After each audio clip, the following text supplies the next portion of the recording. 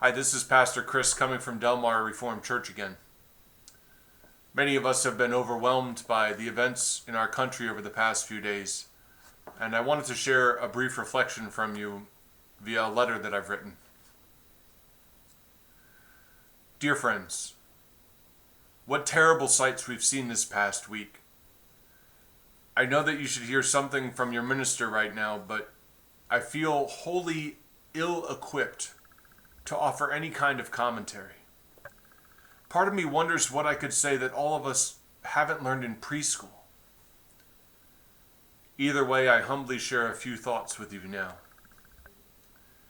In our recent history, and especially this past week, there's so much being said on TV, social media, and in newsprint that people equate with politics. Yet it's important for us to understand that while our politics get more and more divisive to the detriment of all, there are many issues that are not political for us Christians. First, when people among us cry out because of oppression and injustice, we owe them at the very least our listening ear. We can and should offer them much more than that. So often, however, we assume our understanding and experience is the right and legitimate one. It can lead us to doubting and silencing others, especially for those of us who are white, trying to understand what's happening in the lives of people of color. We cannot assume we know without the bare minimum courtesy of actually hearing from people not like us. If we'd be willing to hear out a spouse or a child that we don't agree with, what could possibly be lost in listening to someone whose life and experience is radically different than our own? Second, it's very difficult to live life in gray areas, but we're a people of faith who live by the grace of God. We must look deeper at what surrounds us before we make quick decisions. And by that I mean, we cannot lump peaceful protesters in with violent looters and rioters. We cannot group people seeking change and expressing hurt before our eyes with people who want to burn it all down. In the same way, we cannot look at the actions of law enforcement officers who abuse their power and act in terrible ways and apply them to those who seek to protect and serve people regardless of what they look like. We do no one any good by making absolute statements about one group or another. In fact, we all too easily fan the flames when we don't think before we speak. To change things for the better, we can't simply paint everyone on one side or another with one brush. Finally, I share my greatest struggle. From his visions in the book of Revelation, John shares this with the church of Laodicea in Revelation chapter 3. I know your works. You're neither cold nor hot.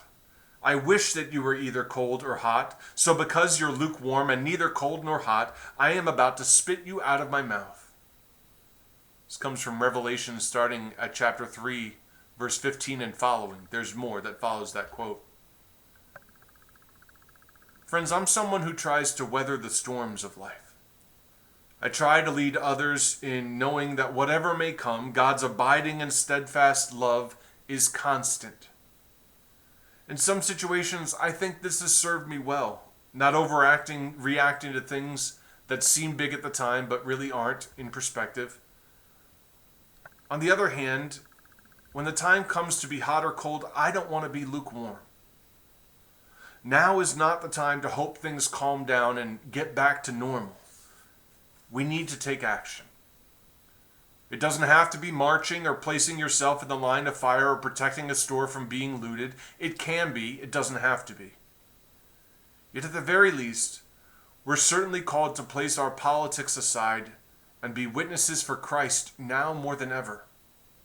And we know that Jesus offered a listening ear, advocated for the poor and oppressed, and chastised hypocrites who follow the letter of the law while dismissing the intent of God's law. I won't even mention when Jesus flips over tables. Perhaps it's time for us to join in opening our minds and hearts to others right now. It's time to take action to read their stories, listen to their voices, and to hear from them personally, not just about them on the news? How can we not take actions to help us change the culture we live in, to make it so that fear and anger and protests aren't the final chapter of our story, but the turning point?